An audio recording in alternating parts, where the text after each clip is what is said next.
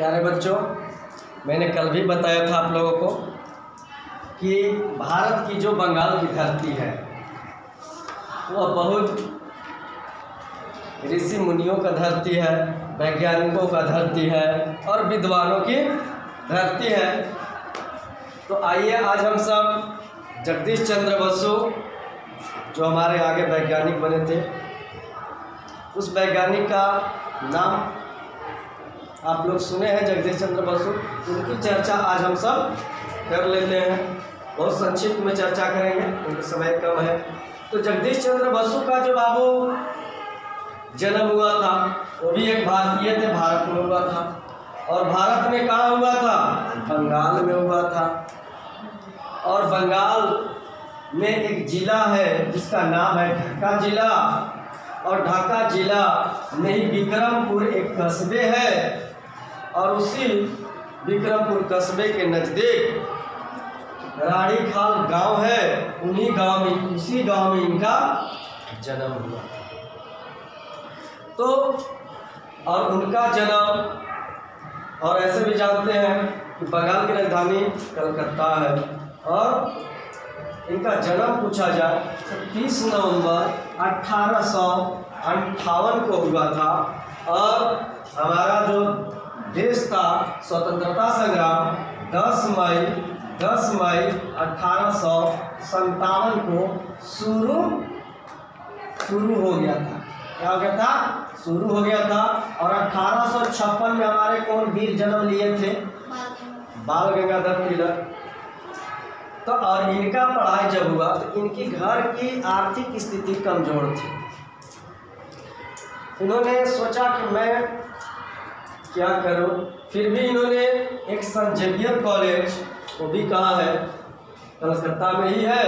और उसी में एंट्रांस इन्होंने दिया। उस समय 16 वर्ष की आयु था और उसमें एंट्रांस दिया और एंट्रांस में उन्होंने पास किया। पास करने के बाद सेंट जेवियर कॉलेज में उनका नामांकन हुआ। और नामांकन वो क्या किए? नामांकन, और उन्होंने पास किया भी था तो प्रथम श्रेणी से पास किया। और उनको पास किया, फिर भी उन्हें एहसास ऐसा हो रहा था कि हमें क्या करनी है, हमें इंग्लैंड जाना है पढ़ने, हमें विदेश जाना है पढ़ने। लेकिन आर्थिक स्थिति के कारण उनके पिता चरमरा कर रह जा रहे थे।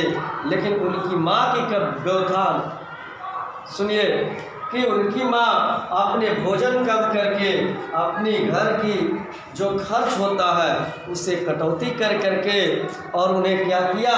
जगदीश चंद्र बसु को इंग्लैंड पढ़ने भेज दिया। तो कब?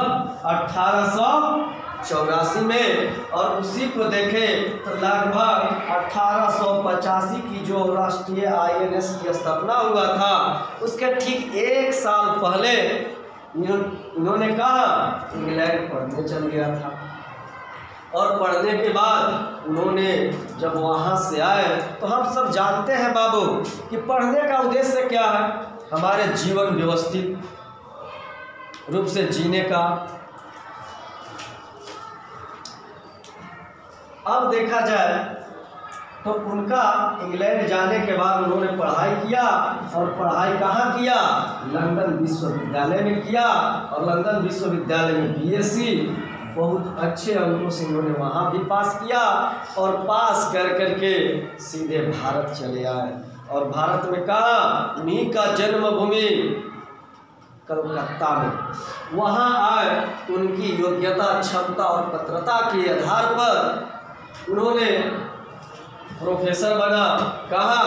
प्रेसिडेंसी कॉलेज में, जहाँ हमारे रविंद्रनाथ पढ़े थे ना, प्रेसिडेंसी कॉलेज में। और उसी का वो प्रोफेसर बने। और वो है भी कहाँ है? कलकत्ता में।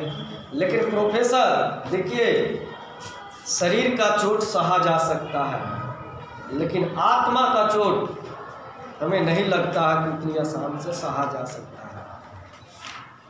उन्होंने अपने काम करना स्टार्ट किया, पढ़ाना स्टार्ट किया। और उन्हें वेतन देने की जब बात आती है तो उस समय हम जानते हैं कि 1857 में हमारा प्रथम स्वतंत्रता संग्राम छिड़ गया था। हमारे देश का गुलाम था ही। और उसी वक्त इन्होंने क्या किया कि अंग्रेज का जो प्रोफेसर का वेतन था, देखिए काम भी है, पढ़ाई भी है, समय भी है, लेकिन उस प्रोफेसर का वेतन अंग्रेज का जो वेतन मिलता था उनसे 2/3 भाग कम, यानी 1/3 मिलता। यदि अंग्रेज का वेतन 3 रुपया होता तो जगदीश चंद्र बसु जी का वेतन 1 रुपया होता। ऐसी स्थिति उनके साथ आ गई। और क्यों ऐसा क्यों किया गया? क्योंकि आप भारतीय हैं। क्यों किया गया? कि आप भारतीय हैं, इसलिए उनके साथ ये बर्ताव किया गया। लेकिन उन्होंने कहा कि नहीं, मैं निःशुल्क पढ़ाऊंगा, मैं निःशुल्क पढ़ाऊंगा, लेकिन समान काम और समान वेतन का मुझे अधिकार है। जब काम समान हो रही है तो फिर वेतन समान क्यों नहीं है? उन्होंने अपना वेतन लेना बंद कर दिया और बच्चे को निःशुल्क से शिक्षा देना शुरू कर दिया। अब उनका जीवन कैसे यापन हो? घर की आर्थिक स्थिति भी कमजोर है, तो करते क्या थे? वो कलकत्ता अपने कॉलेज पर क्या नाव को लेते थे और खे करके, नाव खेवना जानते हैं ना, वो खेवते खेवते जाते थे और उनकी पत्नी जो थी उस नाव को पुनः लेकर के चल आती थी और पुनः उनके लाने के लिए जाती थी।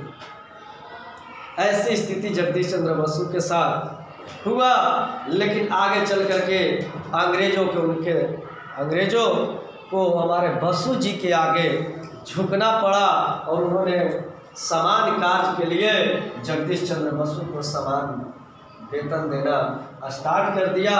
और मैंने ये भी बताया था कि जलियांवाला बाग में जो सर की उपाधि मिला करता था वो बहुत पहले से दिया जाता था, कुछ भारतीय लोगों को दिया जाता था। तो उन्होंने ब्रिटिशों के द्वारा उनको सर की उपाधि दिया गया और सर कहलाने लगे उसी दिन से क्या कि सर जगदीश चंद्र बसु। और कलकत्ता विश्वविद्यालय के द्वारा एक उपाधि दिया गया, वो क्या था जानते हैं? डायरेक्ट। उनका उपाधि डायरेक्ट का उपाधि दिया गया। और इतनी उनकी क्षमता पत्रता बढ़ गई थी कि आगे चल करके उन्होंने यह भी बताया कि क्या पौधे में भी जीव जंतु होते हैं। और वो जीव जंतु की चर्चा पौधे में, भाई किस पौधे में उन्होंने सिद्ध किया था? पौधे में जीव जंतु होते हैं। और वो पौधे में जीव जंतु होते हैं। और वह जीव जंतु प्रूफ कहाँ से किया था? तो मटर के पौधे से किया था। और उसके बाद इन्होंने ये भी धड़कन, हृदय का धड़कन नापने की काम किया। एक वायरलेस जो माचिस की 2 कैफों में लगा करके उन्होंने प्रयोग करते हुए वायरलेस की खोज किया। और उनकी यदि कहा जाए बाबू तो इतना महान, और हम अधिकांशतः आपको बताएं कि ऋषि मुनियों को धरती, विद्वानों को धरती और वैज्ञानिकों को धरती भारत में कलकत्ता ही नगरी में हुआ है। और उनका जो मृत्यु है 23 नवंबर 1936 ईस्वी को हो गया बाबू। तो अब बताइए 23 नवंबर और 30 नवंबर 7 दिन इधर, 1858 और 1936, यानी लगभग में एक्यूरेट निकालने के लिए बता दिया गया है मैथ सब्जेक्ट में। और ये लगभग हमारे 78 बरस की आयु था और इस दिन उनका देहांत हो गया। और आज की चर्चा करें तो हम जानते हैं कि झारखंड का स्थापना दिवस, झारखंड की स्थापना दिवस क्या? झारखंड की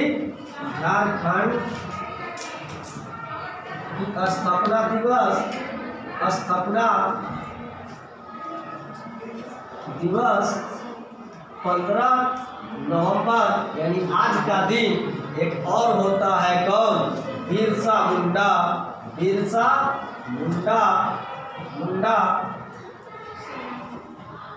का जन्म दिवस। ये दोनों का क्या किस दिन?